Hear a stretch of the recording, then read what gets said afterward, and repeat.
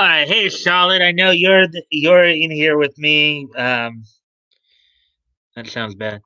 Yeah, I mean that's what I've been hearing. That like they've been having like rolling blackouts and stuff down there in Texas because they had like I guess an unexpected snow snow flurry down there. Some snowstorm issues, winter storm issues. So we're having rolling blackouts trying to conserve electricity and all that. So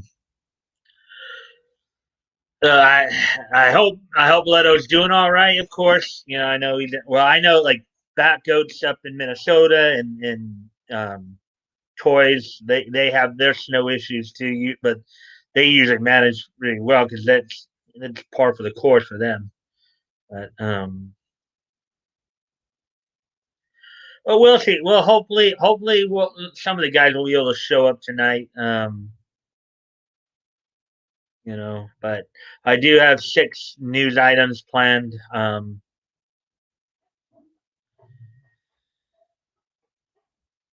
Bat Goat's here. Hey, Bat Goat. What's up, bro? Sorry I missed last night. That's all right. It was kind of a short night, Bat Goat. I just, you know, even I was feeling a little run down. I had gotten to bed pretty late the previous couple of nights, so it's like I was even feeling a little run down. I only did 3 stories, so um, we're fine in Minnesota. We're used to this cold. Minnesota is fourth coldest state in the U.S. North Dakota's. Yeah, I know up where you're at. You guys have plenty of snow. You guys know how to deal with it. Um, you just look to the night. You just look to the night sky a lot of times, and look to the North Star, as it were, as you are the North Star state. Hey, ATC, what's up, man? Back up. Excuse me for a sec, guys. I'll be right back.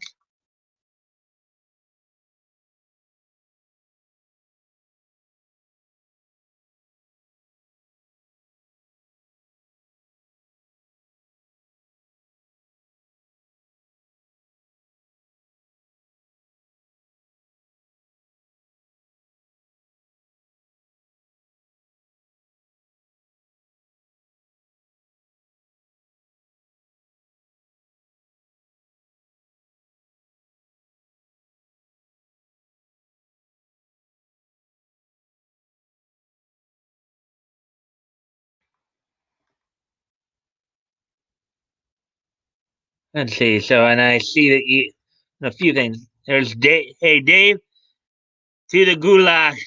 Back up. Uh, Toy, solid. Hey, Dave, not too much, Mike. Hey, Dave, back up. Hey, Dave. Everybody saying hi to each other, of course. Hey there, Dave. We have super cool northern lights in the north part of the state, not down here in the Minneapolis area. Okay. Um, Omar country. Oh, oh, my condolences there, Bat Goat. You got that little girl as your representative, huh? My condolences. Hey, solid. Yeah, I was prior. I know Bat Goat, ATC, and Dave just joined us, so I was just mentioning that I was a little worried and a little skeptical if Leto was going to be able to make it tonight because I know down in Texas they got a snowstorm going, winter storm going right now where they're having to resort to like rolling blackouts to try to conserve energy there. So that's what I was mentioning. Probably won't talk much. Okay, that's fine. Dave, ATC, hey there. Hey everybody. Hey Dave.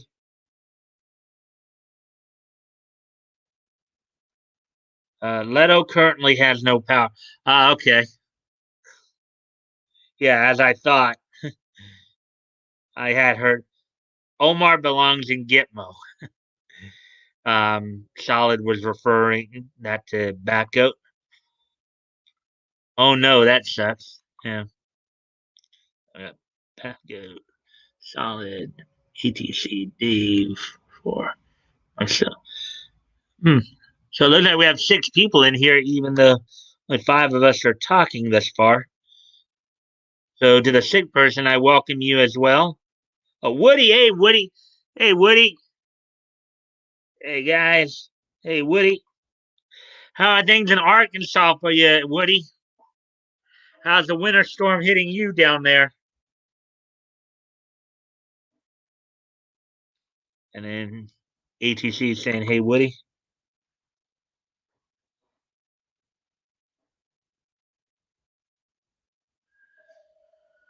Yeah. So,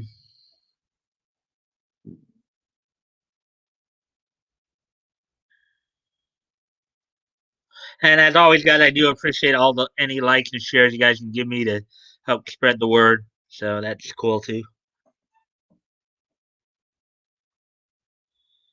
We went all the way down to -8 last night, but now it's a um, heat wave. It's near 10 degrees. Yeah, that should tell you something. Just how cold the place is when you call 10 degrees Fahrenheit a heat wave. Heat wave to my heart. I just ordered a propane stove, getting my bug out kit ready or grid off supplies. Um, I'm way more ready than most. It's well, yeah. You live in a state where that's practically mandatory because you guys deal with the snow like a lot more than some of us in the southern parts of southern parts. Even though Texas is pretty far south too, so um, yeah. Oh yeah. So, anyways, okay. So we got more or less everybody here. So I'll kind of pitch to you what's going on for tonight. Tell you what's on tap for tonight. So I got picked out 6 stories tonight. 3 from the comic scene, 2 from anime, and 1 from TV. Of course, the stories include some interesting profile pieces on some Green Lanterns. Oh, we got 7 people now. Yay, 7 people. Some Green Lanterns news. I guess a new digital release going on. I guess I think a digital comic series, revolving around the Batman '89, Superman '78 movies, I believe. Um, let's see. Now we're back down to 5. Well, that kind of sucks, but let's see. Also, got some more Batman Beyond comic news apparently. Some more profile pieces on, let's see, Pokemon was one of them, and then the 7 like full form Best Boy Accelerator. Hello, Best Boy Accelerator. How you doing, man? Welcome to the stream. Always, I do appreciate likes and shares to help um get a few of those matches that work while wet. Um, hey, Best Boy, good to see you. Yeah, it is. It is. Hey there. Yeah. It's kind of like I know, Solid. You're not too keen on watching Tug's content anymore, but you will still use his catchphrase. Yeah.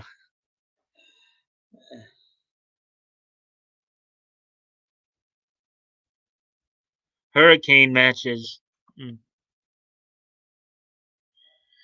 yeah.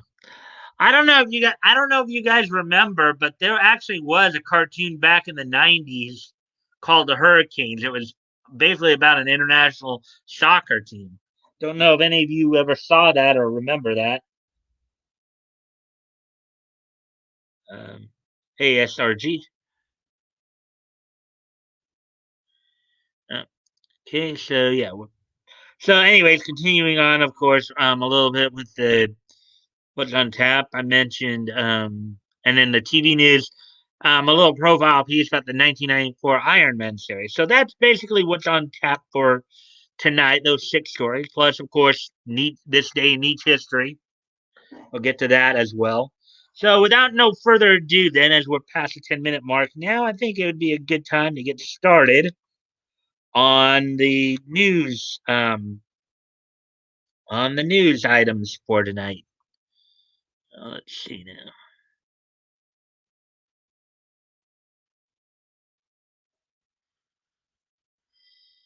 All right, so here's the first news item tonight.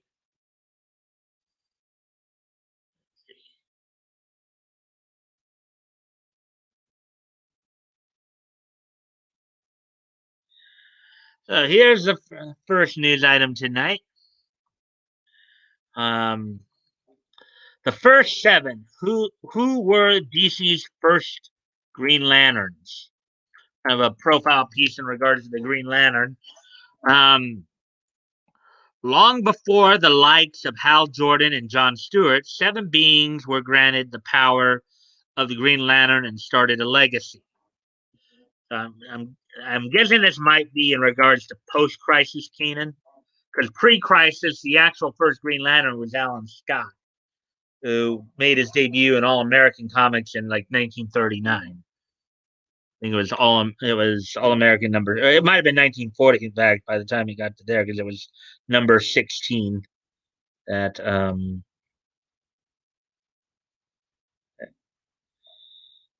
it wasn't my intention. Yeah, I didn't think it was, but still, I just found it kind of funny when I noticed. Uh, considering considering what you considering that you're not too keen with Tug right now. But that's another story. That's another story for another day. So, anyways,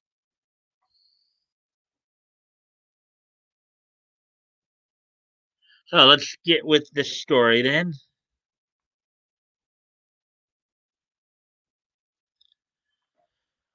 Green Lantern has become one of DC's most prominent flagship properties since its initial debut in All American Comics number 16 in 1940.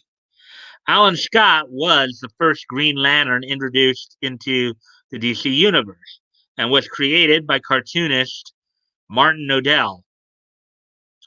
While Alan Scott will always be respected in the world of comics for establishing the entire core of Green Lanterns, the DC canon has a much deeper history that extends far before Alan Scott ever became a Green Lantern.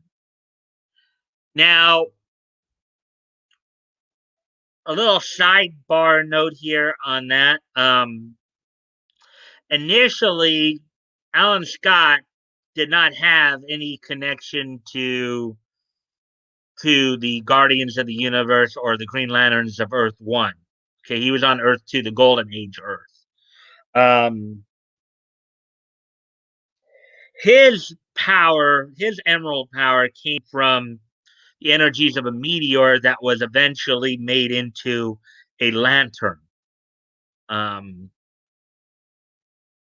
and then this meteor was eventually fashioned into like an old railroad lantern and ring that he would use. In fact, it was part of a prophecy that it was part of a prophecy that they said that the light would shine three times: one to bring life, one to bring death, and one to bring power. So, and we'll talk more about that when we get there in our comics historic retrospect. Um, but right now, we'll continue on with the stories. I just gave you some of the basics of that. Um, canonically canonically speaking, the Green Lantern Corps has a long and fascinating history that all begins with a twisted and incredibly powerful character named Volthum, who was created by Jeff Jones and Ethan Van Sciver in Green Lantern Annual #1 in 2012. Now, mind you, of course, this is post-Crisis Kanan they're talking about. This is Kanan that they established after the Crisis on Infinite Earths. In fact, it's even post-Crisis in terms of Infinite Crisis and Identity Crisis as well. I think this is still before Final Crisis, but all of these crises that were designed to help fix discontinuities within the DC universe.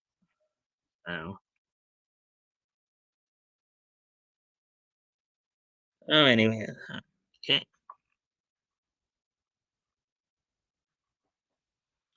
Years later, Volthum's backstory was revealed in Sam Humphries and Robson Roca's Green Lanterns #18, which also introduces the first 7.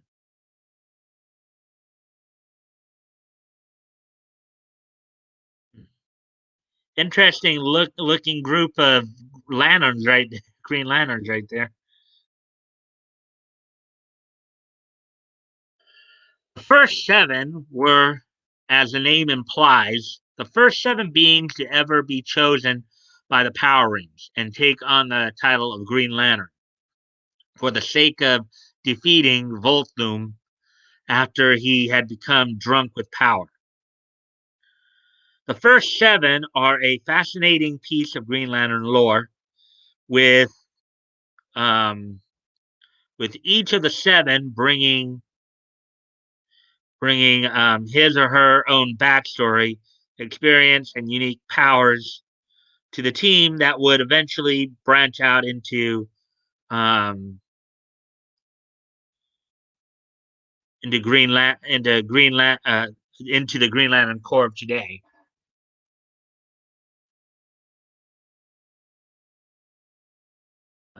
First one here they're talking about is Aletha the Gladiator. There she is right there. Aletha was first shown as a silhouette in Green Lanterns #18 and was fully introduced in issue #23. She was a gladiator of the Third World,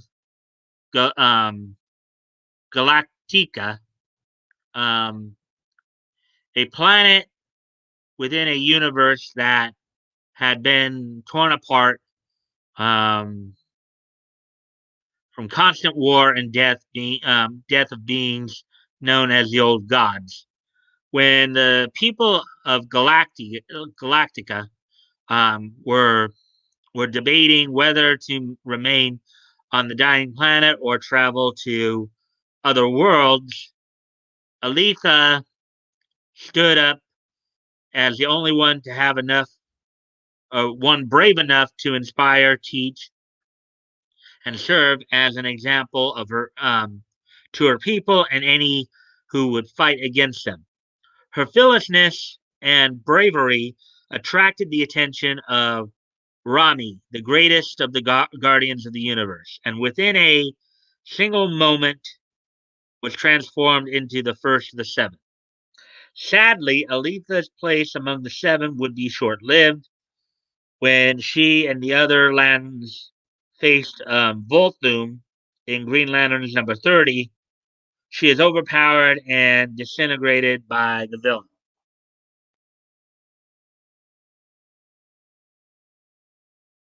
Let me see now.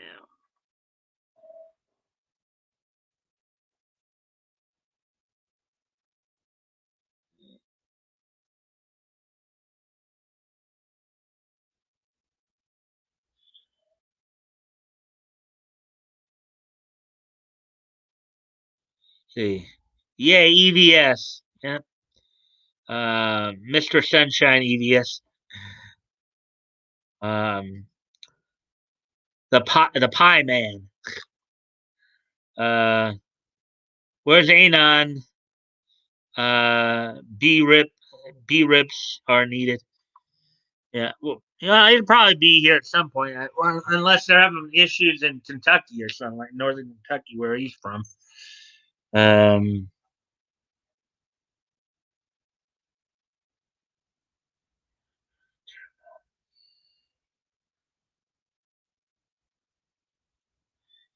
Excuse me a moment, guys. I'll be right back.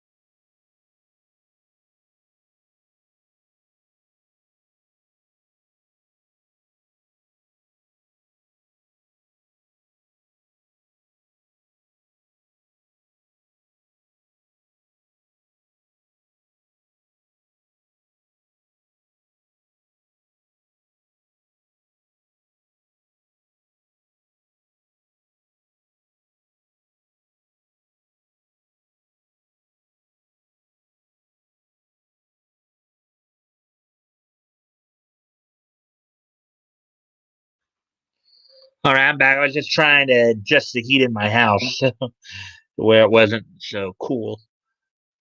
But I'm still figuring out the heating system in our house. So, anyways, back to the story here. Zakran Zaran, the assassin.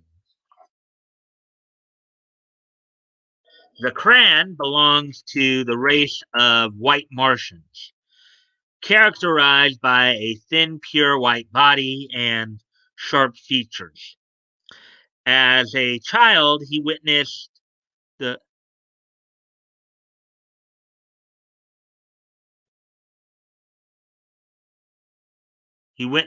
sorry, I thought I heard my sister calling me. Um, I'll be right back, guys. Just gotta go check something again. Sorry.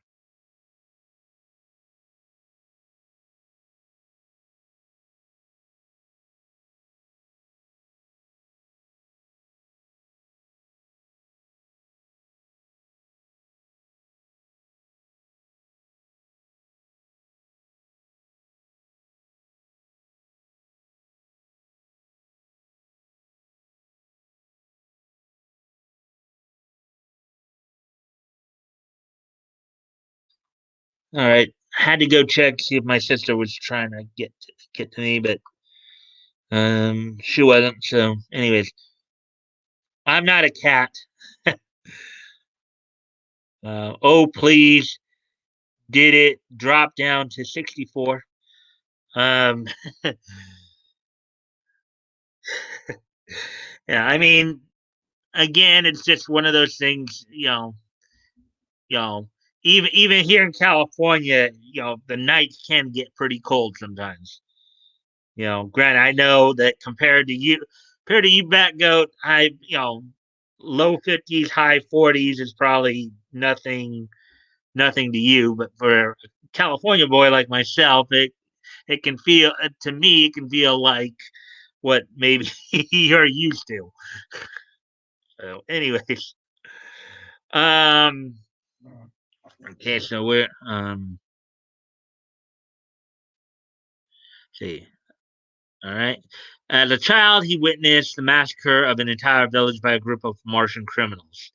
He barely escaped with his life and would forever carry a scar across his face in remembrance of that night. 10 years later, now known as the Stranger, and wearing a costume much like that worn by the Martian Manhunter, Zakran would get his revenge on criminals as he slaughtered them one by one with his bare hands. Oh, this guy, probably don't want to mess with this guy in a dark alley. After the Martian had taken his revenge, one of the original power rings appeared before him and granted him the power of a Green Lantern. Zakran possesses incredible stealth, a rare trait among lanterns. to such an extent that he can skulk away mid conversation. Zakran um, would also meet his end in the battle against Voltham, um, when he used his power to peer into Voltham's mind. And instead of seeing a mad criminal as he expected, he sees a man in the grip of pain and chaos. However, his slight hesitation was enough for Voltham to regain the upper hand and eliminate the Martian Lantern.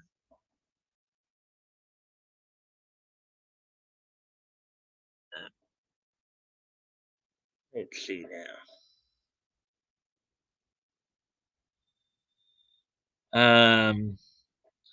The albino Martians were treated with prejudice, if I remember right, kind of poignant.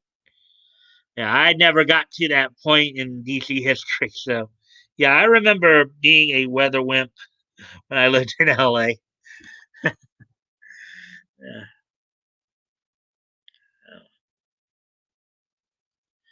Tyranner the Mighty. And while it's snowing in Texas, it was 84 degrees yesterday at the Trump rally in West Palm Beach. Go figure. Uh, Tyranner comes from the planet Tamaran, aka Starfire and Blackfire. And in his full introduction in Green Lanterns number 25, he is being held accountable for apparently attempting to steal from his own people. Little context is given, but Tyranner um, has been brought before Mraker, the Wizard King of Tamaran, to pay for his crimes. In an act of ridicule, Mraker destroys Tyranner's legendary sword, which he believes is the source of Tyranner's power. And he couldn't be more wrong. Tyranner's people are humanoid tigers in appearance, as well as in ferocity. As we see when he breaks out of his chains with ease and mows down the guards, as well as Maraker himself. I guess hence the orange skin that Cameranians have. They're part tiger people. Kind of an interesting little note there.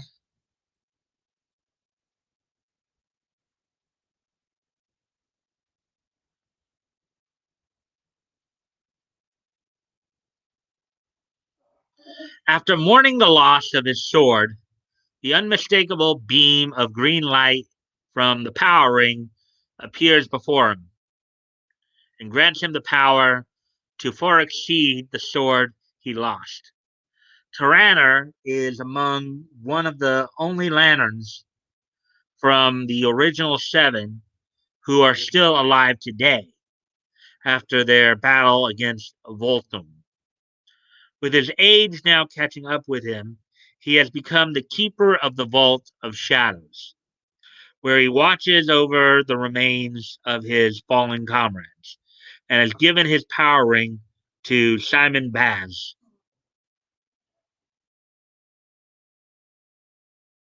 Aja Docks, the scientist.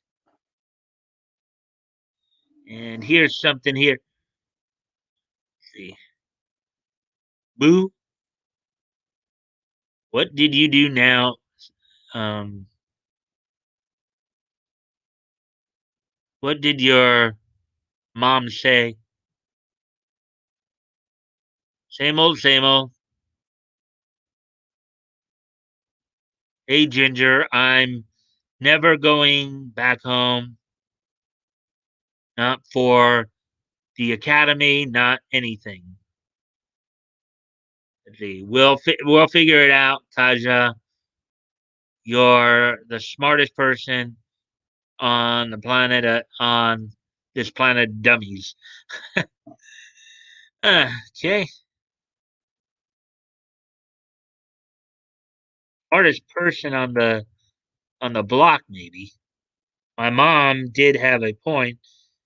How are we gonna pay rent?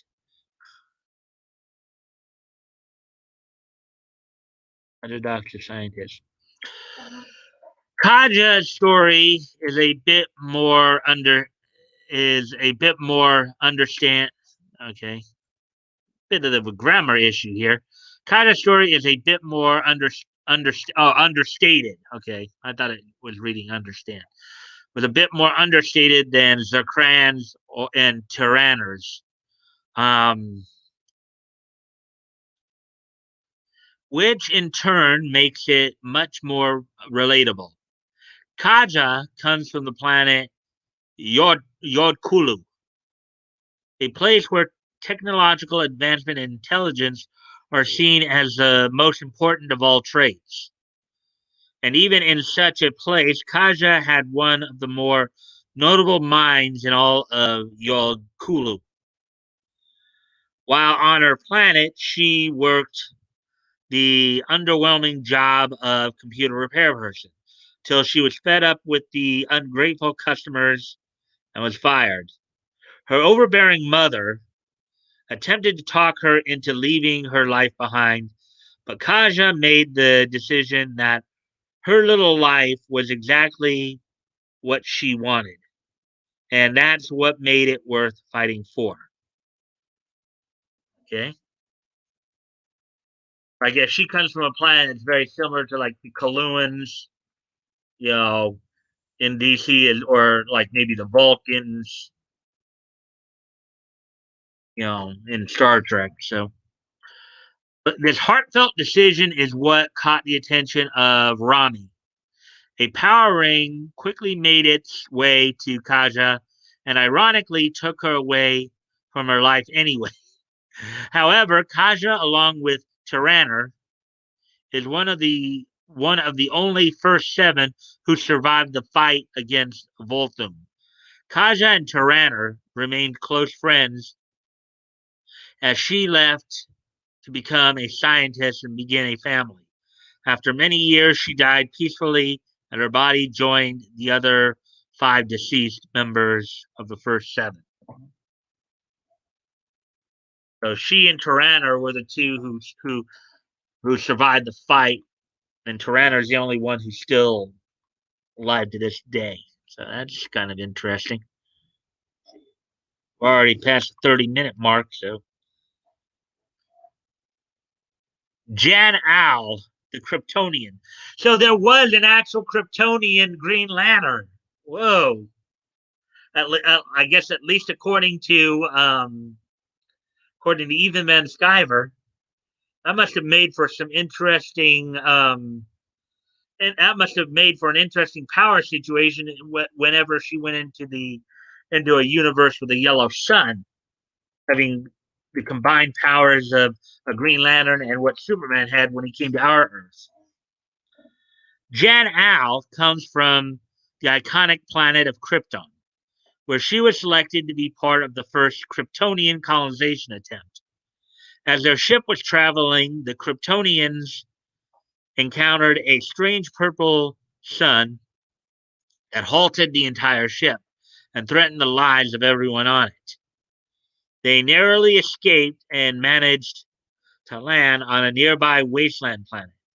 Janal exhibited leadership and bravery that would make any Kryptonian proud. And that bravery was put to the test when a sudden dust storm rolled in and she had to make a life or death decision how to protect her crew. Um, it was her efforts that saved her entire crew.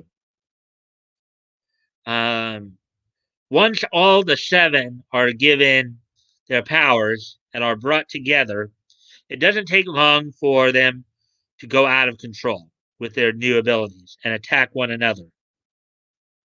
In this moment, Jan Al teaches the group an imperative lesson on how much power is contained inside the ring.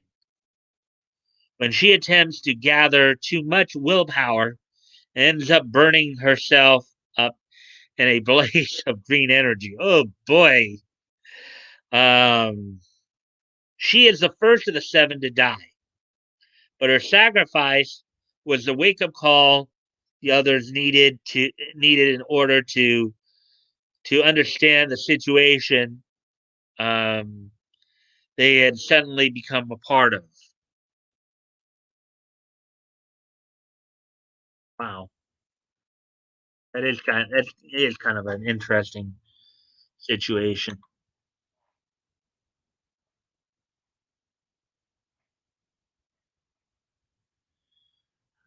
Nobody said anything in a while there.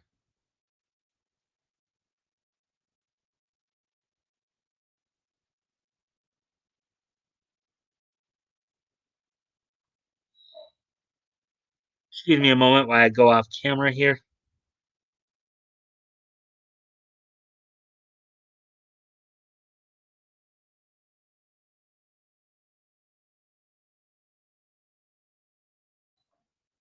All right, I'm back. So, anyways, as we continue, let's continue on with the first story here. Colleen, the plant elemental.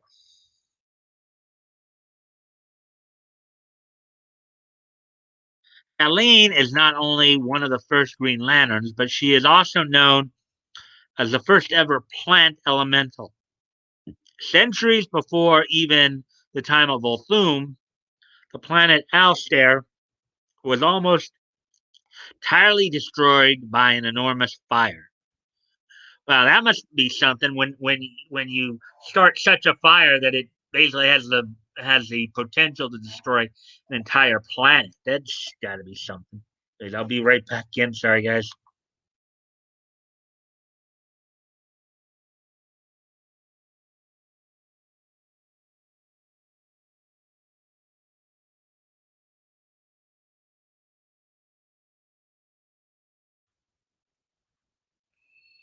All right, so that's looks like there are a few more comments came in here. She's their idea of a bastion of willpower. What, Jan Al? Possibly. Was this Evie? Was this EVS's sick mind? Jesus, more character murders than something shit. I was buffered. I met the computer girl.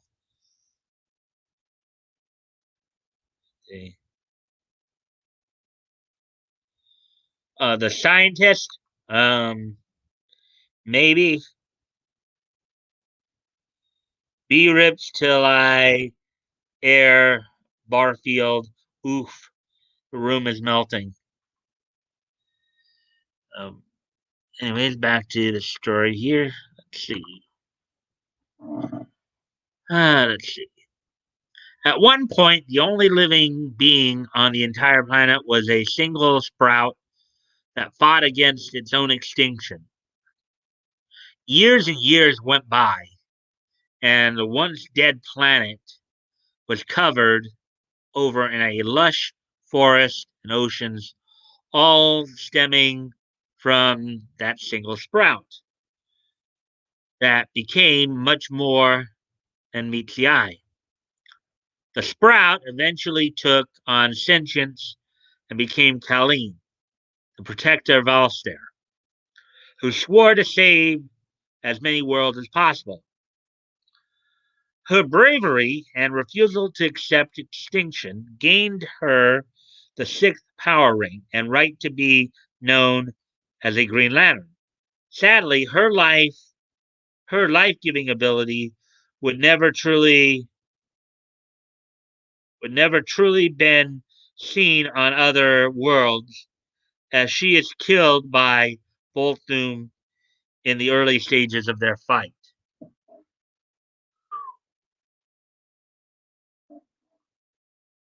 Brill of the Hive Mind.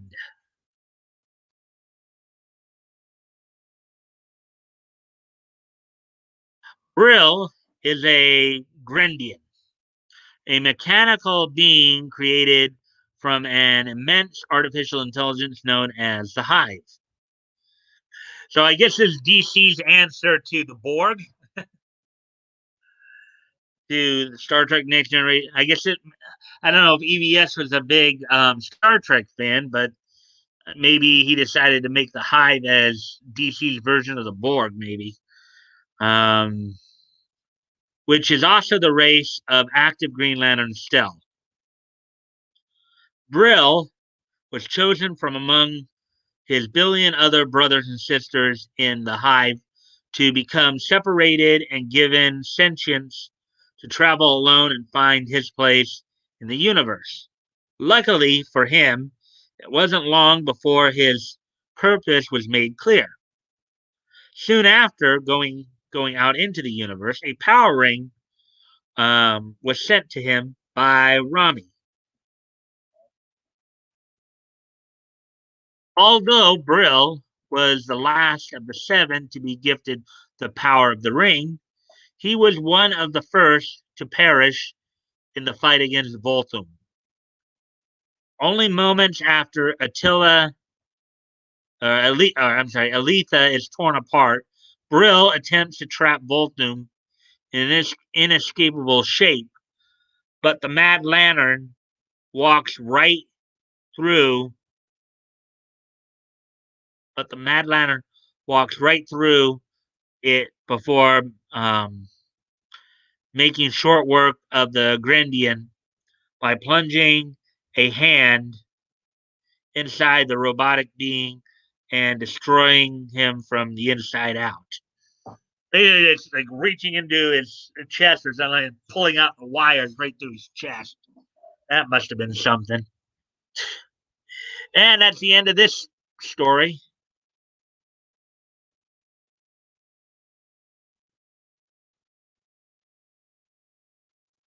That goat is super high, laugh out loud. What? Huh? Don't leave me high. Don't leave me dry. Don't leave me high.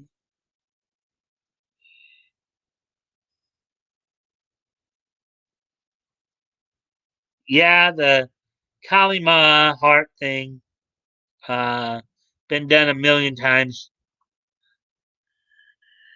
Okay, so with that being said, let's get ready to move on to the next story here. Wow, we're already at the 40-minute mark. Of course, I had to get up a couple of times and do some stuff from my house here. So, anyways, to find the next story to or so, let me see where. Okay,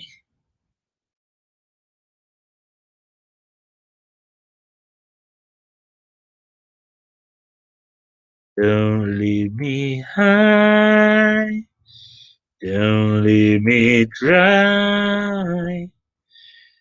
Okay, here's the next story. I kind of got wind of here.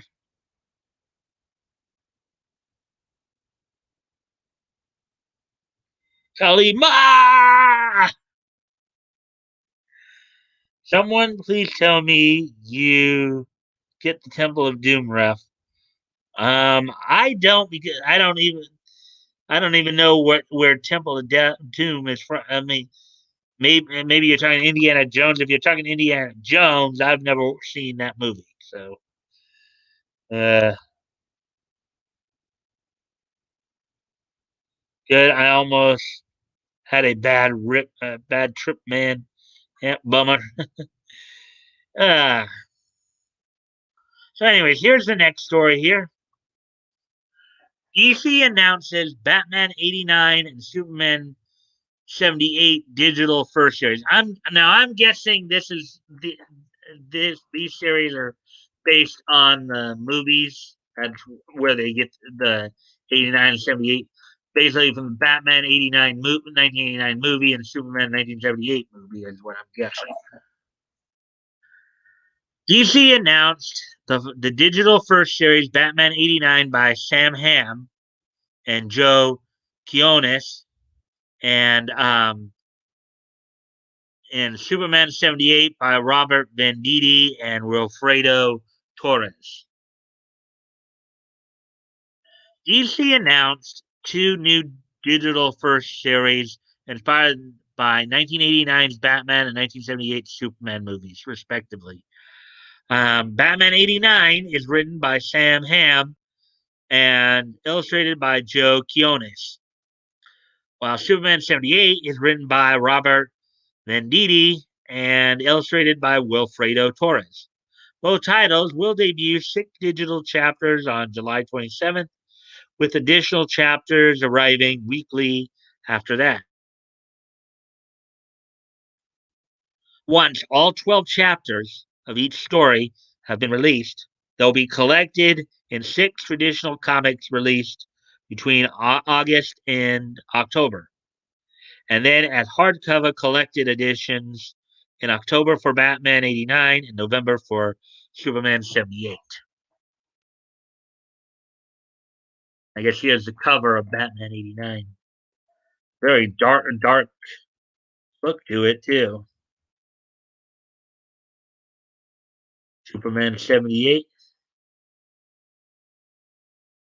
And they really did get, they got right there Christopher Reeve's look there.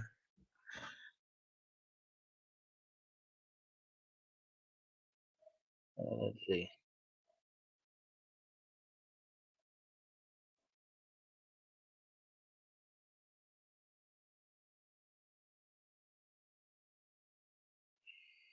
Indiana Jones, Mike, it's an amazing franchise worth watching. Temple of Doom has one serious problem. You guys gotta help me. Mike needs to watch classic 80s movies. Well, I've seen my fair share of classic 80s movies back go. Maybe not the same ones you have, but I've seen a few, from the 80s. Bloodsport, for example, late 80s. The Rocky movies that came out in the 80s, like I think Rocky 3 and 4, and I think even 5 came out in 89.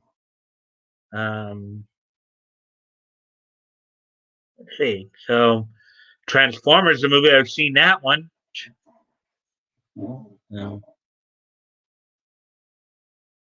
Blonde lady. Yeah, she stinks. Great movie, despite her. Short Round was great. And I'm going to have to listen to Anything Goes tonight. I hate trying to draw digitally. It just feels wrong. Screw this. Rocky movies are good. Did you see the original? Yes, I've seen all 5 of the original Rockies. I think I even did watch Rocky Balboa as well. And I know there are a couple of movies that came out that were focusing more on Apollo's illegitimate son. I think those movies are called Apollo, though, or Creed, and Creed 2, based on Apollo Creed. So, but I've seen the 5 original Rocky movies up through Rocky 5 with the late Tommy Morrison, several times. Rocky 4, of course, is my favorite because of the soundtrack. And I think I've seen Rocky Balboa at least once. So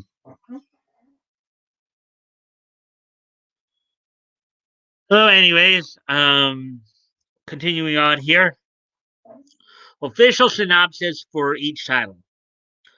Continuing the twisted adventures of DC's Dark Knight from Tim Burton's seminal classic Batman movies. Batman 89 brings in screenwriter Sam Hamm, Batman Returns, and artist Joe Quinones, Dial H for Hero, to pull on a number of threads left dangling by the prolific director.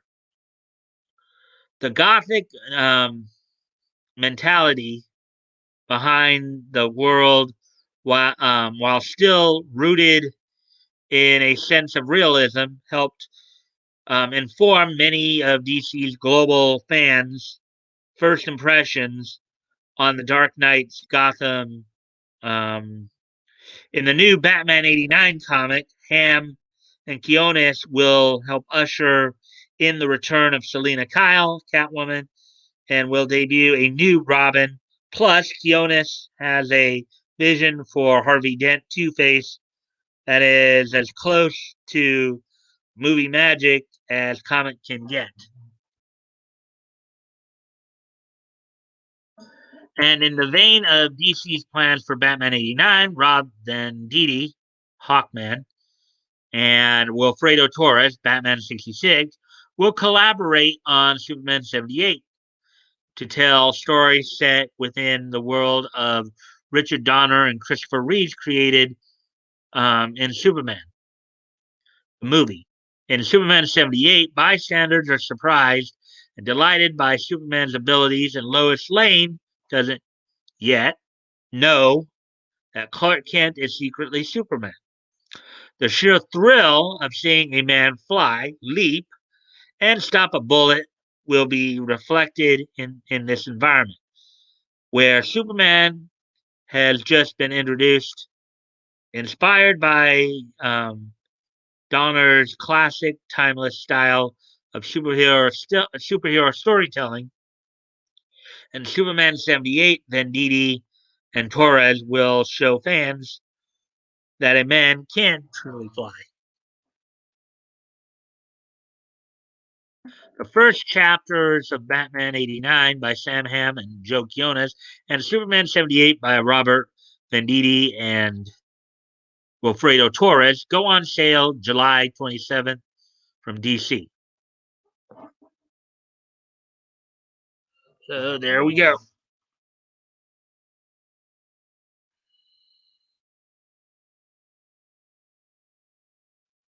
You guys are saying here. Just give me a moment here.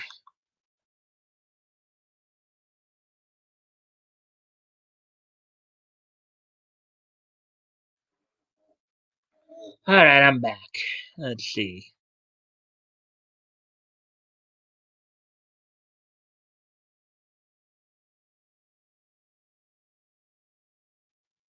Let's see. I think we.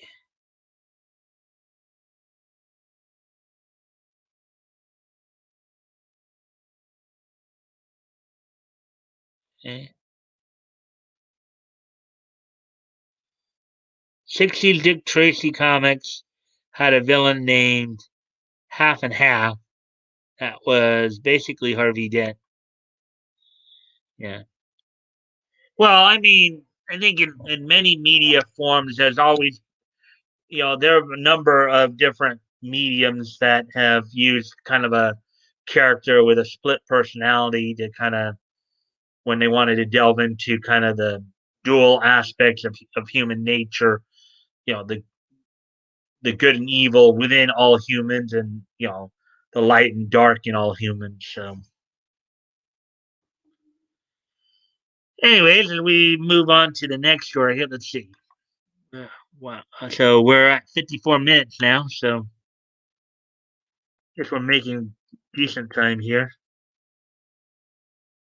Here's the last story in the comic section here. Batman Beyond, how DC's Punisher finally got his due in the comics.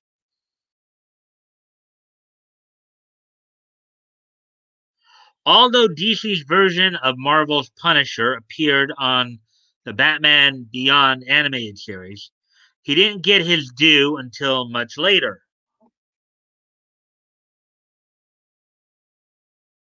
Through his bloody quest of vengeance, the Punisher has carved a path of destruction through the Marvel Universe. And Frank Castle's grim mission has even inspired copycats across fictional worlds, even in the future of DC Universe of Batman Beyond. The Punisher was created by Jerry Conway, John Romita Jr. or Sr., and Ross Andrews, and debuted in Amazing Spider-Man number 129 in 1974. After he became one of comics' most prominent anti-heroes, Batman Beyond introduced Mad Stan, a character who was heavily informed by Castle. It was heavily informed by Castle in 1999. Like the Punisher, Stanley Mad Stan Lebowski was a one-man army. Only he was a nonconformist radical who attempted to wage a one-man war against the system in Gotham after becoming fed up with the bureaucracy and information overload present in the city. Oh, yeah, I kind of remember Mad Stan. I'm gonna blow them all up.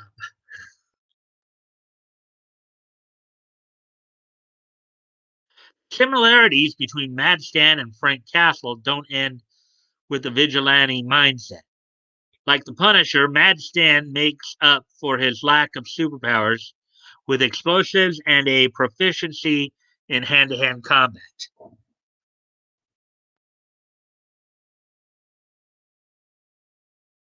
Yeah, I'm reminded from Spider-Man the animated series of the line when I think it was during the Punisher's first appearance on that particular show, in which at one point Spider-Man, voiced by Christopher Daniel Barnes, basically said, "I'm getting real sick and tired of that guy blowing stuff up around me." Oh, that was a pretty funny. Mad Stan first appeared in Batman Beyond episode Rats, when he flies into a rampage and attacks Batman. He also appears in the episode Eyewitness, where he is seemingly murdered by Batman. After beating Stan in a fight, Terry McGinnis announces that he will stop Stan from breaking out of prison again, and makes good on his promise by using one of Stan's own bombs to bash his head in. Okay. However, it's later revealed that Batman was framed by the mysterious Spellbinder, and that Mad Stan is and well inside, one of Spellbinder's virtual reality partners. Now, just to let you guys know, Spellbinder, even though he wasn't used much in some of the earlier Justice League cartoons or some of the Batman cartoons that would come later, in the comics, he was kind of somebody who would come around. He would be somebody part of Batman's. I think there were like 2 or 3 Spellbinders, in fact, in the comics version. The Spellbinder, of course, in Batman Beyond was a psychiatrist. But anyways, Mad Stan also appeared in Countdown, one of the show's final episodes. In this episode, Mad Stan straps an enormous bomb onto the back of a robot, Zeta, and tells Batman that he has until midnight to find Zeta and disarm the bomb. Mad Stan was introduced into the Batman universe as a sort of underwhelming villain who was typically used as a lead-in to more complex plots. His career in Batman Beyond was relatively short-lived, but Mad Stan did not disappear completely when the show ended in 2001. Stan entered the comic book DC universe with 2012's Batman Beyond Unlimited, numbers 3 through 6 by Adam Deacon and Norm Bragvogel. The story, The Trigger Man, depicts Mad Stan's return after being allegedly killed by Hush. And I guess here's one of the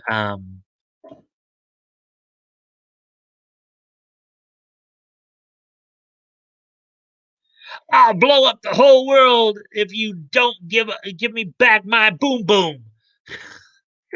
uh, and give me back, give him back, or I'm gonna blow up all of Gotham. You hear me, Stan? Then I'll go to Russia and blow it all up too, Stan. I'll blow up the whole world if you don't give me back my boom boom. Uh, Stan was Stan becomes furious to learn that his old partners have gone on in his absence and cut him out of the business. He then goes on a vengeful rampage when his precious dog Boom Boom is taken from him. In this John Wick-esque story, Batman Beyond works with Mad Stan to get his dog back and prevent any further damage as Stan becomes more and more unstable. While Mad Stan has only sporadically been involved in the DC universe, he is far from a simple clone of the Punisher. But the similarities between the two are undeniable. And as long as Batman Beyond has a place in the DC multiverse, Mad Stan may very well return to make the DC universe a more explosive place. Yeah, I would say Mad Stan lives up to his name, as it were. He's probably a more unstable version of the Punisher. Let's see what you guys have been saying here. The last few minutes while I've been going through this article here. Let's find where you last left off. Okay, yeah. I was a fan of the influence from Duck Tracy. But my fave thing was Dick Tracy's yellow car. It was pretty cool. There's another great movie, Mike, Full Metal Jacket.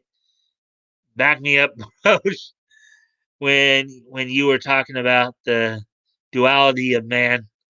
I kept thinking of Joker. Why do you have to be born to kill? On your helmet next uh, to a peace sign. Hello, out loud. The duality of man, sir, the Jungian thing. You had better bad word yourself quick, or I will bad word on you. Such a good movie.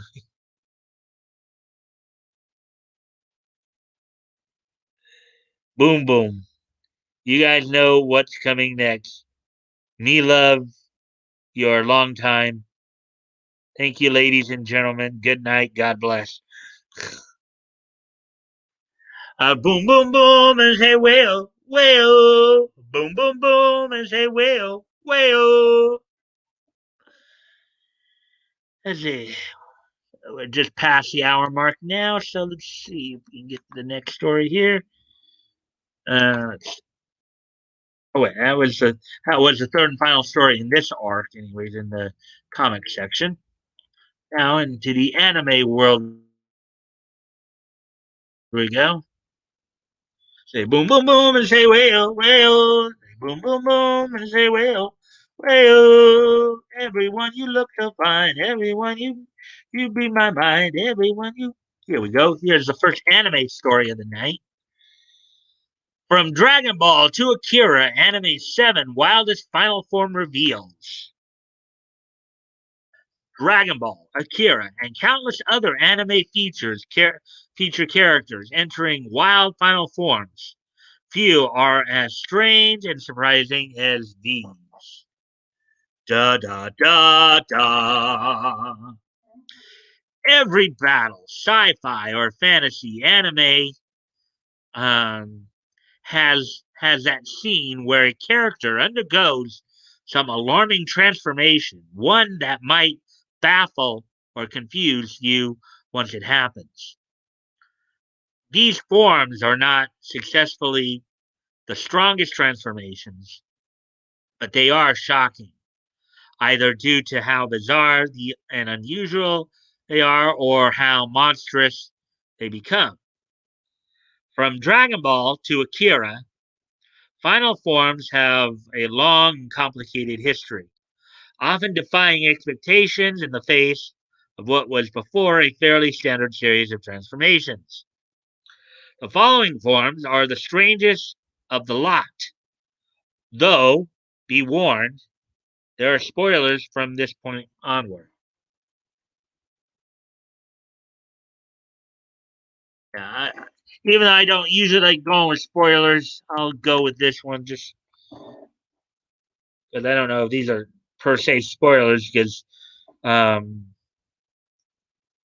it may be reflecting stuff that's already finished. Mike, I just made you do a stand up routine. I'm going to clip this. What are we spoiling? I have no idea. They just say that they're spoiling. But, okay, Tetsuo's final form in Akira. Maybe for those who've never seen these animes before, maybe that's what they're talking about. Tetsuo's final form in the last act of Akira is nothing short of legendary nightmare fuel. Throughout the film, we learn that various psychic children need to receive special treatment to survive. Still, we don't come to understand why until Tetsuo's body starts to undergo a grotesque transformation. His flesh becomes a molten mess of viscera and newly formed appendages as his psychic abilities grow too rapidly for his body to contain. So, whoa, look at that. Sheesh. Nobody, including Tetsuo, um, seemed prepared for the intense mutation as it becomes a surreal parody of birth. Taking the shape of a grotesque baby, Tetsuo screams out as his body expands out of out with a mind of its own.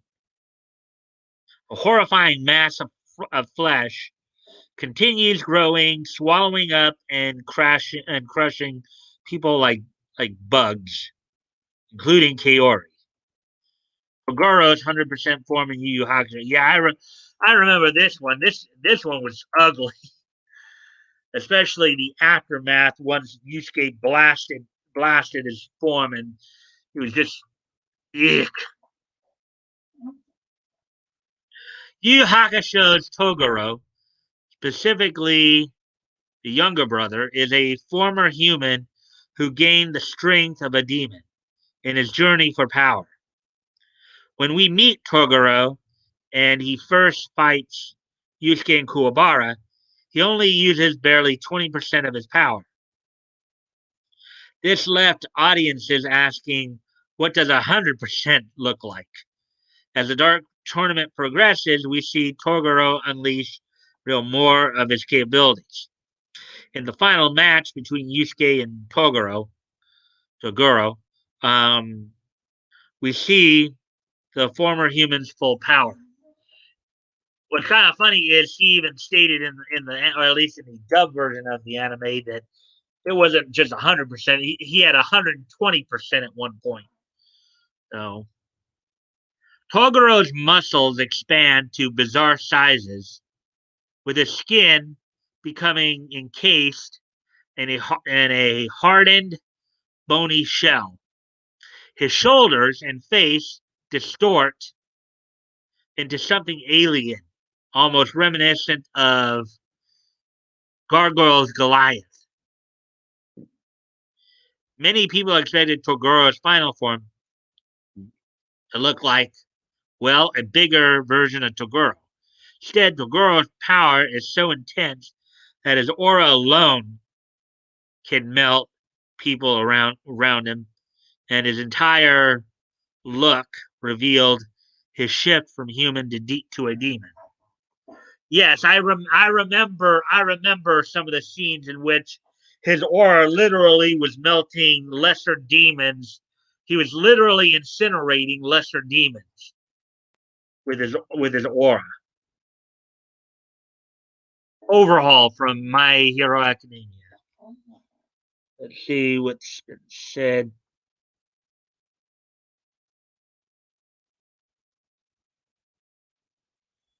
Ah, yes, the Akira body horror. Um, Kaneda. Let's see. Um, hey, just got home, going to make something to eat. You talking about you briefly because it was part of this article, ATC, about some of the final form revelations. Toys, you staying out of Granddad's whiskey tonight? Anon, dude. Howdy, Anon. Hey, evening, gents. I got a new mixed bag today. Leftover give and give leftover glue and some lemon weirdness. Um, kind of stinks, but laugh aloud, but it works pretty good. Just make sure you don't put any of that glue in your hair, Batgirl. Let's not have a repeat of Glue Girl, Gorilla Glue Girl. Ah, I love lemon. Very rare. Overhaul from My Hero Academia. Look at that monster. My Hero Academia's Overhaul is a compelling villain, able to deconstruct and reconstruct anything he touches with his hands. During his battle with Izuku Midoriya, he assimilates two of his allies into his body. After absorbing Nemoto, Overhaul transforms into a strange figure with increased power. But it's his added fusion with the hulking Katsukane, which marks his truly nightmarish final form. So I guess this is what we're looking at here.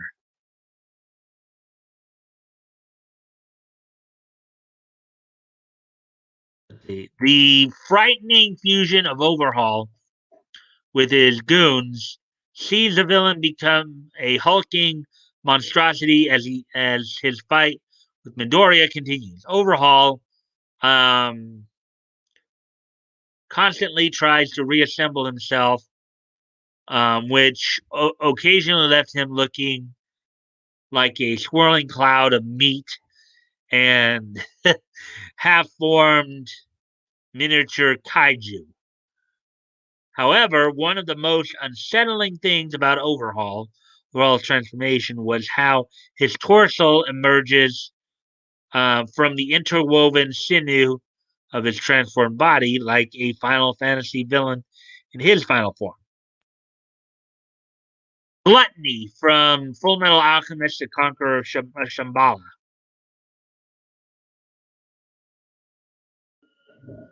The original Full Metal Alchemist series is often dismissed as a weaker counterpart to Full Metal Alchemist Brotherhood. However, Full Metal Alchemist: The Conqueror of Shambhala showcases something the original manga or Brotherhood never did.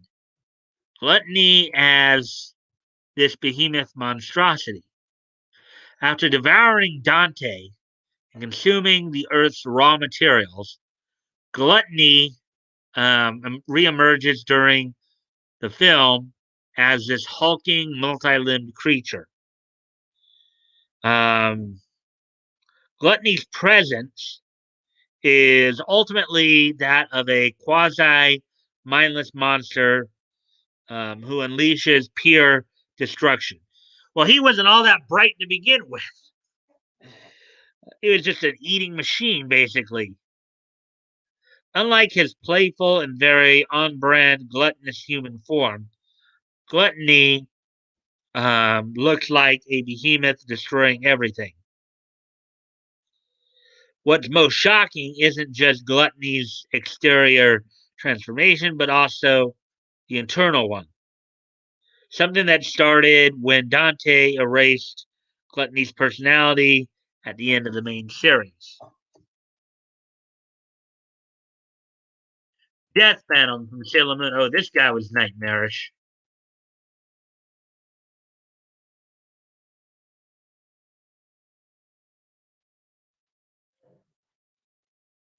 Do do do do do do do do do do do do do do do do do do. Do, do, do, do. I get more king's cake today. Yikes! And I just made a coffee drink. Yeah, that wedding cake was good. Lemon is weird. It tasted weird. It smelled off, but hit hard. A lot of people will try to pass lemon off when it's barely close. I haven't seen anything lemon make it over here in years. Let's see. I think lemon drop um, is a top strain right now. I guess you guys are talking about a form of. Oh wow! No wonder so wrecked.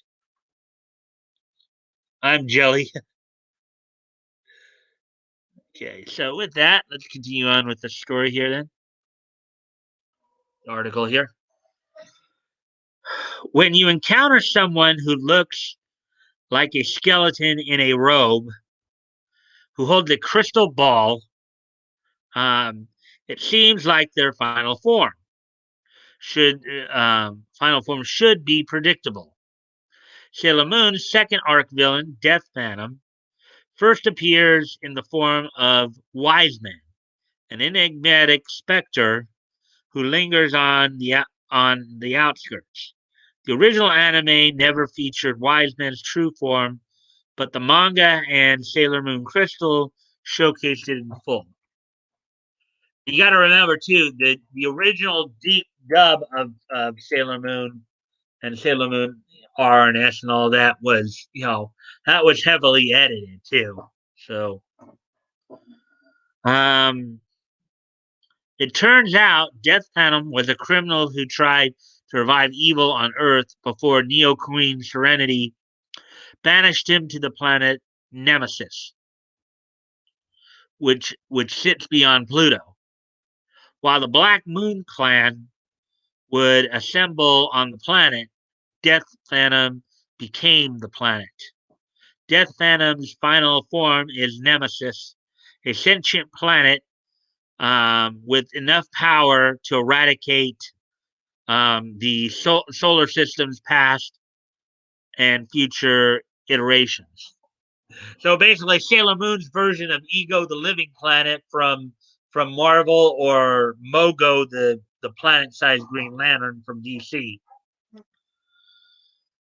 Let's see now. Death Phantom went from looking like a lost ring wraith from Lord of the Rings to being a more powerful version of Marvel's Ego, the Living Planet. Giant Ray, end of Evangelion. The entire Neon Genesis Evangelion series has a lot to unpack. No kidding. And Rei Ayanami's fusion with Lilith in End of Evangelion resulted in something genuinely unpleasant to take in. And think about it. The her English voice was Amanda Wynn Lee, mind you. So had that into the equation. Ray's transformation is seemingly straightforward. In Lilith's white body growing to planetary sizes, um, while becoming increasingly more Ray-like. From there, she grows massive wings and spreads an AT field that melts all life on Earth into one collective live mind, hive mind.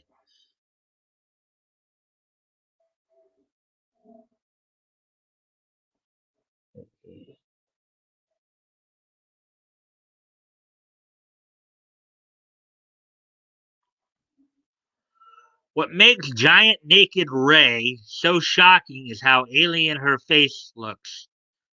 Um, she has this unnatural, almost haunting expression on her face. One of pure zeal.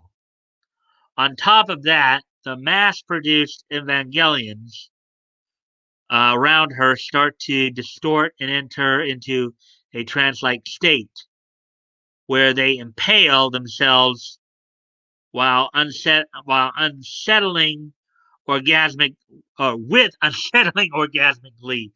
Okay, I guess end of Evangelion must have been a bit perverted, wasn't it? Bit perverse. Let's see. This component of the transformation, her connection to the world around her, makes it go from unnerving to downright disturbing. With giant naked Ray becoming Lovecraftian horror brought to life.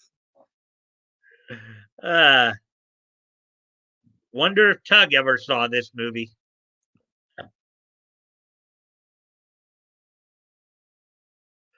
Goku Super Saiyan 4 Dragon Ball GT.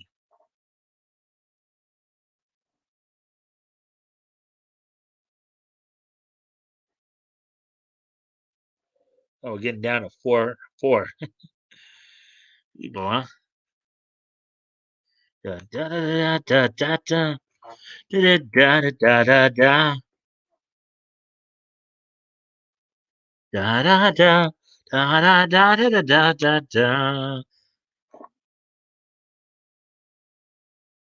Undeniably, one of the most shocking transformations in anime history is Goku's evolution into a Super Saiyan 4 in Dragon Ball GT.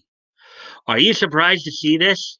Most people would argue that Goku's transformation into Super Saiyan was Dragon Ball's most memorable transformation scene, and this is true.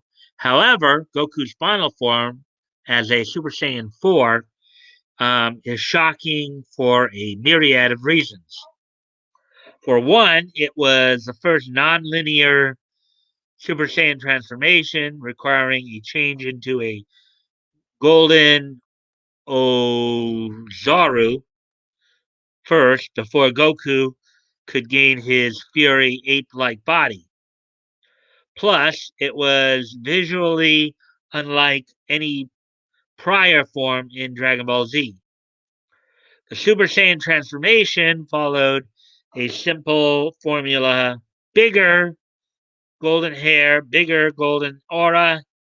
For Super Saiyan 4, Goku's hair remained black and white, and while his hair was shorter than his Super Saiyan 3 hair, the ape like features added to the form's alien nature.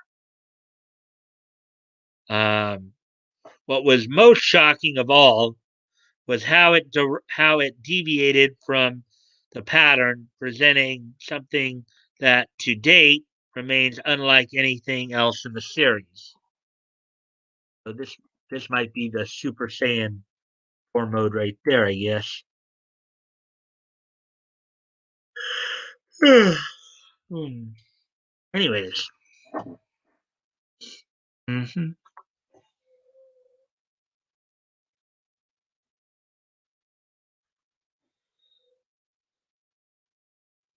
GT and AF were just bad.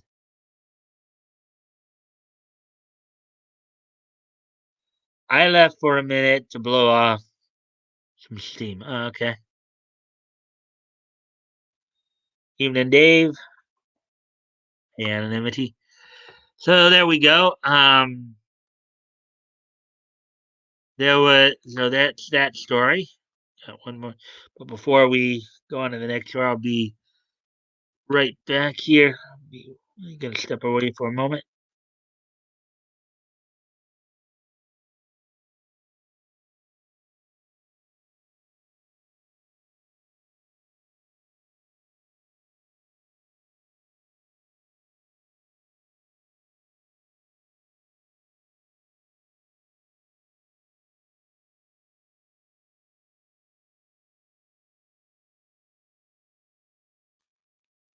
All right, I'm back.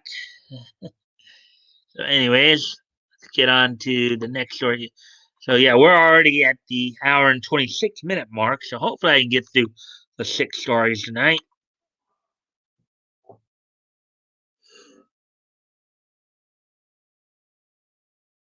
Uh, this will be the last of the anime stories right here. Sorry, Pokemon. Sorry, Pokemon's Lieutenant Surge is how tall? Let's see what this one's about. You may not have noticed it, but Pokemon's Lieutenant Surge is well above average human height, towering over everyone, including their Pokemon. Um, Pokemon was a part of most childhoods in the 1990s, be it through video games or the accompanying anime. While the Pokemon themselves are the series' standout elements, the various gym leaders who left impressions on fans among those gym leaders is Lieutenant Surge, who, of course, in the English dub was voiced by the late Maddie Blostein, who also did Meowth later in the series for a while there. Um, Known for using electric type Pokemon, but you may not have realized how massively tall he was.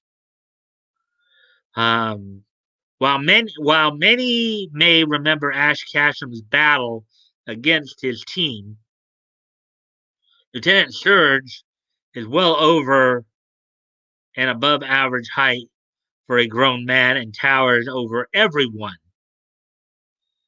So just how tall is he?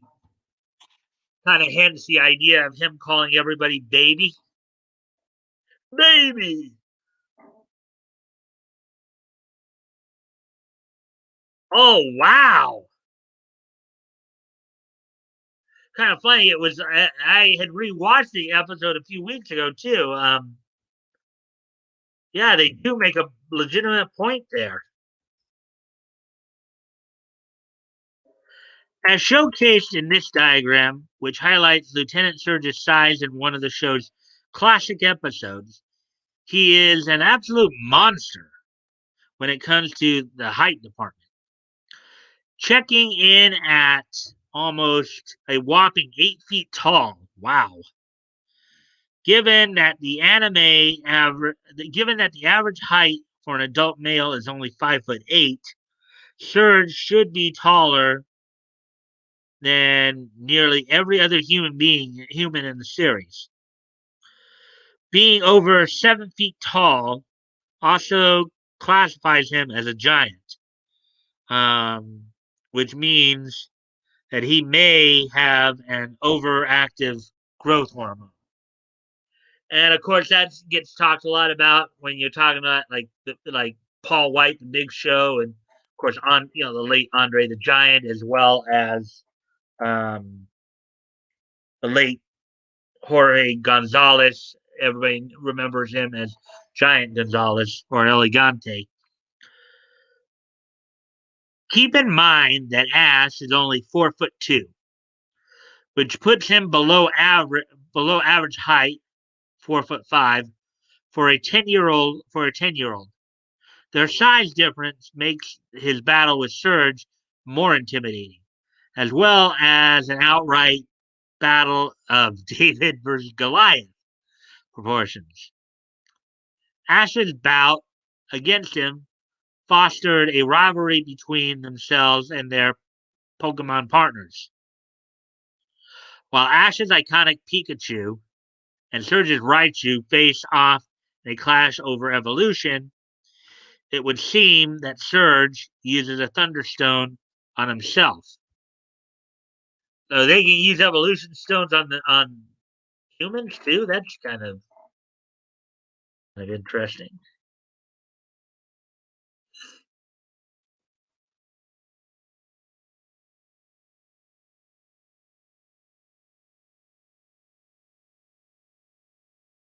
Fans have been.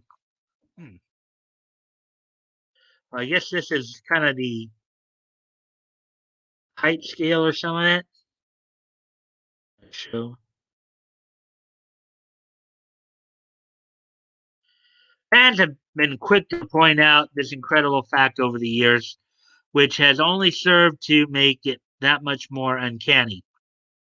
Each generation of Pokemon has added new monsters, um, many of which tower over the humans um, around them.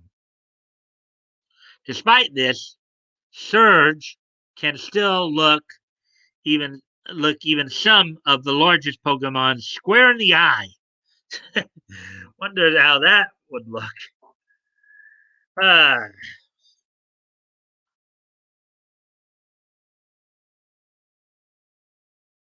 I'm wondering if this is a this is a typo here. Heikel Mayer, a user on amino apps, further illustrated Surge's height by placing beside different Pokemon via the wonders of Photoshop. Um, the pose shows how Lieutenant Surge is taller than Charizard, and his size is comparable to larger Pokemon like um, Tyranitar and Dragonite. Redditor and Redditor admin demonstrated Surge's height through the unique measuring method of stacking Pikachus, which showed him at least 7 Pikachus tall. Pika, Pika, Pikachu! Pika, Pika, Pikachu! The original games didn't entirely showcase Lieutenant Surge's size using the sprites, so it's it's unknown if he's as gigantic there as well. His height may also be because Surge is essentially coded as American, whereas Ash is Japanese. That point is made more evident um, when noting Surge's more than passing resemblance to Guile in Capcom Street Fighter. Yep. While Lieutenant Surge may be a sometimes forgotten character at an estimate of 7'9" tall, there's almost no person or Pokemon bigger than the Vermilion City gym leader. I'm on the road to become the greatest trainer.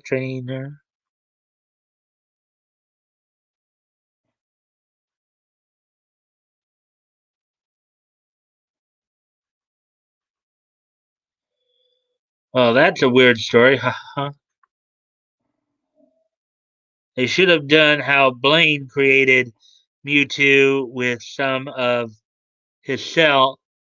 I don't know if that was Blaine. If you're talking about Blaine, the gym leader, I think that was Giovanni, not Blaine. And they share a link. Dude could have a Halo Spartan soldier. He's a space marine. I think the writer was being silly. And a snowflake. Dude's just so big. Hello, Anon. Solid. I feel the most manga and anime have huge character, maybe. I'm about 4 Pikachus, I guess. Maybe less. Hey, evening solid. Can't app properly. I'm on my phone at the moment. Nope, it was Blaine. Uh, I didn't know that, but they scrapped all that in the kids anime. Ah, okay. Blaine and Mewtwo, whoop. Lance is half in the manga. Ah, okay. Okay. So that's all with the anime stories, and there's one more TV story that I wanted to hit upon before we get ready to. Let's see, we're already at an hour and 36 minutes. Yeah, I'll be right back. Gotta go off camera here for a moment.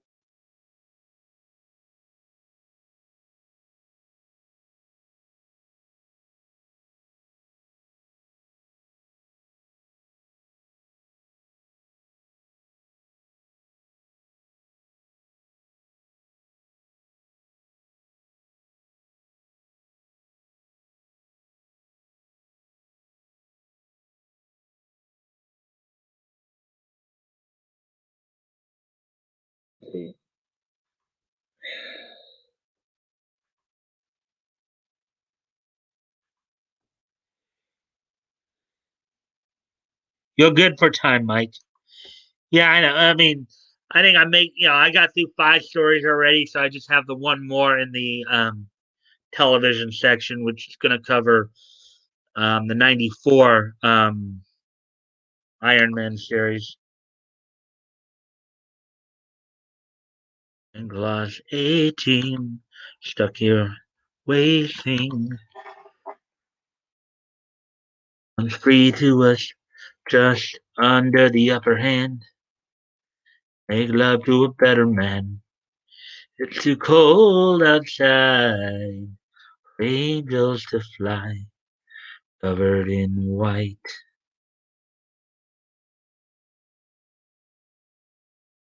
Be love to another man. Too cold outside for angels to fly. Angels will die, covered in white.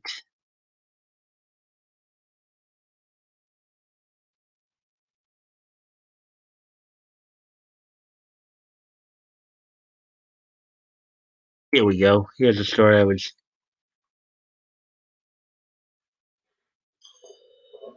1994's Iron Man proved Mandarin's biggest threat was MODOK. There's a scene from that series. From protecting a lost love to saving his own miserable existence, MODOK's greatest moments involved betraying Iron Man's arch nemesis. Um,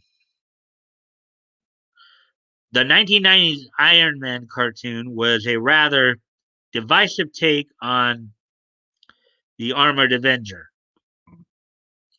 Known for the particularly poor quality of its first season, it was filmed with poor storytelling and sometimes laughable early attempts at CGI. Iconic given Iron Man's current mainstream status, the series gave an unflattering look at both its title hero and the cadre of cartoony villains that he fought. One such foe well, in all fairness, so all these villains were part of his team.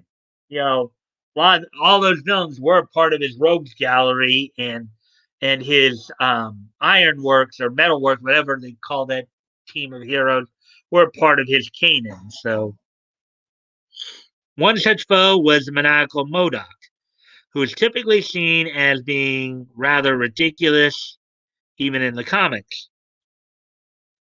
Basically, a mad scientist with an oversized head floating around in a chair. So, despite his less than threatening appearance and equally as ridiculous voice, Modoc was the ultimate thorn in the Mandarin's side at a few pivotal points throughout the series. From protecting a lost love to saving his own miserable existence, Modoc's greatest moments involved betraying Iron Man's arch nemesis. Enemy Without, Enemy Within. That's the name of one of the titles that this is featured in. The sixth episode of the show's horrid first season features one of several of the Mandarin's inane plots that the green skinned goon, this time wanting to commandeer one of Tony Stark's advanced boats to intercept the craft, as well as James Rhodes and Scarlet Witch. Inside, inside, he has his minions attack a beach where a photo shoot is taking place, turning the director into stone from Grey Gargoyle. The villains capture the supermodel and use her and another person as hostages. Modoc realizes that the supermodel is none other than his former wife. Before he became Modoc, he was a normal human scientist who was unwittingly transformed into the maniacal monstrosity as revenge. Thus, he was forced to join the Mandarin as he was the only one capable of turning him back. Not wanting his wife to become harmed, he leaves the Mandarin and warns Iron Man of what's to happen, with the condition being Iron Man will save the hostages.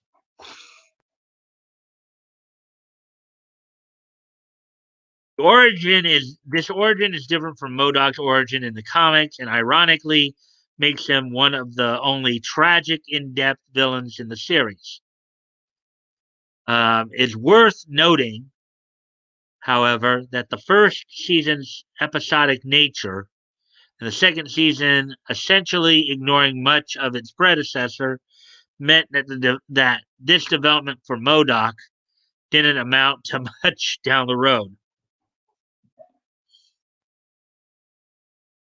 Hands of the Mandarin.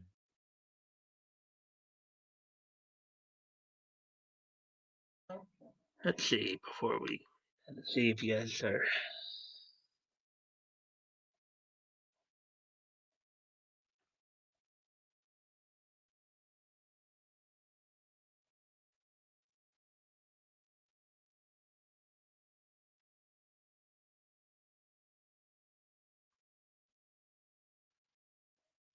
Modoc. He is a floating lava lamp. Modoc was fun, but what was the dude from the X-Men universe? Um, he had all the TVs and was like a broadcasting alien. Maybe yeah, I think it was Mojo. Who are you talking about? Mojo Jojo. Well, no, there was yeah. Okay, anonymity was right. It was Mojo, and then there was a Mojo Jojo in Powerpuff Girls too, and he was as he would float into the room on a chair. No, maybe he would just float. And he had a huge brain. Yep, that was Mojo Jojo, all right. No, it's Mojo Jojo. So continuing on there, Hands of the Mandarin. Modoc's next betrayal would be in his final appearance, which was also the series finale as a whole. The two-part finale, Hands of the Mandarin, um, had the Mandarin having regained the power of his alien rings, unleashing a reign of terror against the world's technology in exchange for supposedly freeing the world of technology's grip. He asks only that those in power hand over such power to him.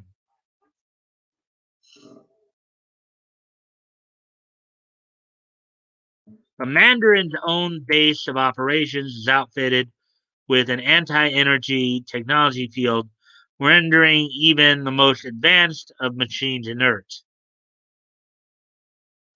This includes the Mandarin's own lackey Modoc, who was forced to wheel himself around to move with his rocket powered jetpack.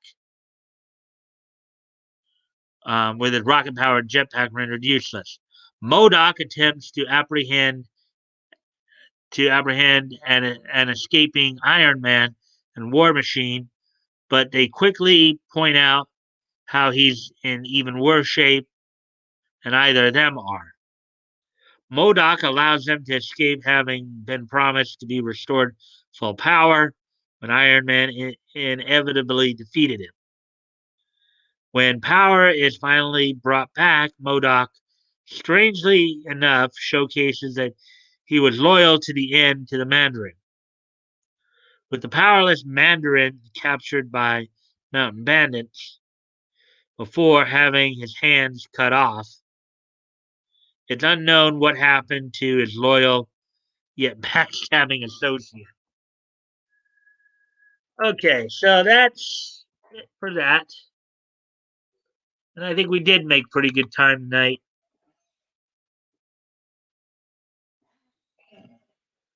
Let's see.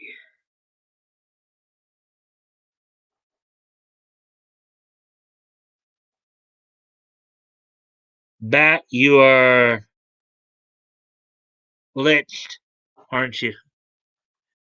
Well, there was a Mojo and a Mojo Jojo. So Mojo was actually a villain in the X-Men Canon, and then Mojo Jojo was the arch enemy of Powerpuff Girls. So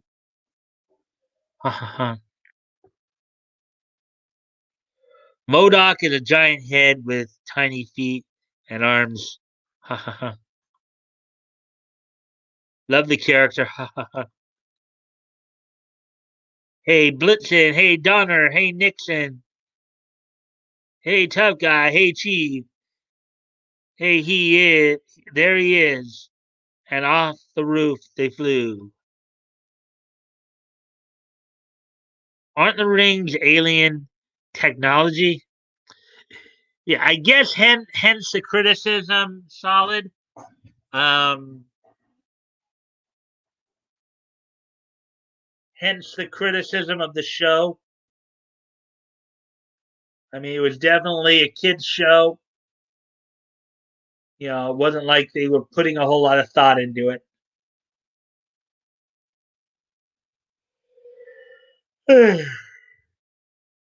Hmm.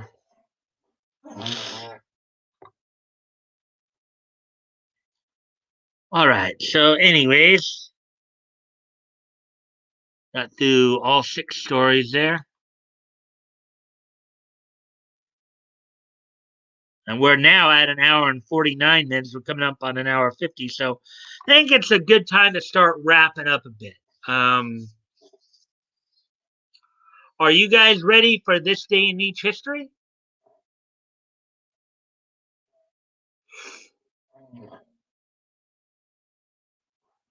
For angels to fly, covered in white.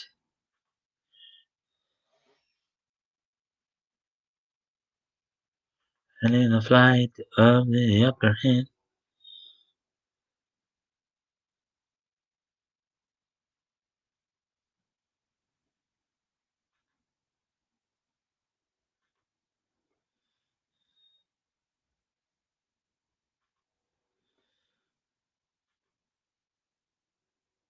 Neat it up.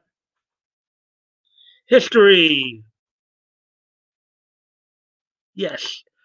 All right. So today being Tuesday, February the 16th, 2021, let's take a look back at this day. Each history. Let me just quickly make some reviews here. 2011, 2006, and then 1991. Okay. So, anyways, without no further ado, let's take a look back at this day in each history. First off, we're going to travel back to 1991, 30 years ago today, as on this date, the cartoon show Zazu U, which was part of Fox Kids, Fox Kid cartoon block, would be canceled on this date in 1991. So 30 years ago today, Zazu U was canceled. Fox Kids. So there we go. At that, heading to Ricada each time. Um, all right. So, anyways, moving on now to the next piece of niche history.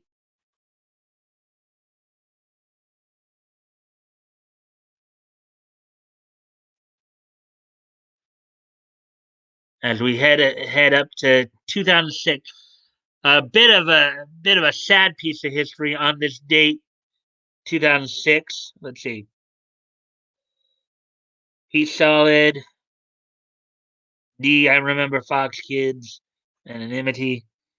That's the one with the Euro chick that had showed boobies.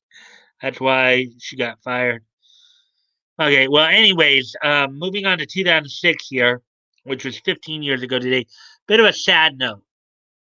Um, Johnny Grunge, one half of the Public Enemy, um, you know, former four-time ECW World Tag Team Champion, as well as being a former WCW World Tag Team Champion, passed away on this date in 2006 from sleep apnea. He was 39 years old. So on this date, 15 years ago today, Johnny Grunge would pass away at the age of 39 from complications of sleep apnea. Um,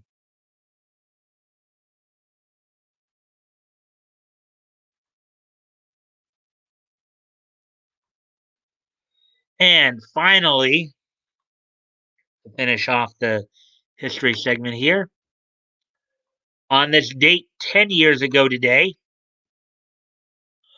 Archie Comics would release um,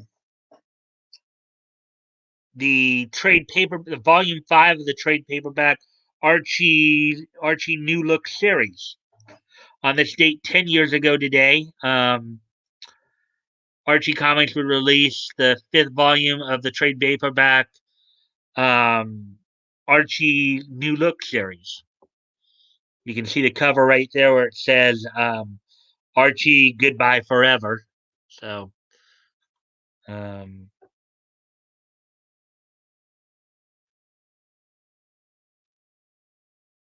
wait, what, that goat? uh, so, with that, I thank you guys again for being with me tonight. We got through some stories. We obviously lasted almost a full time. So I thank you guys again for being here with me. And I will see you tomorrow night. Bye.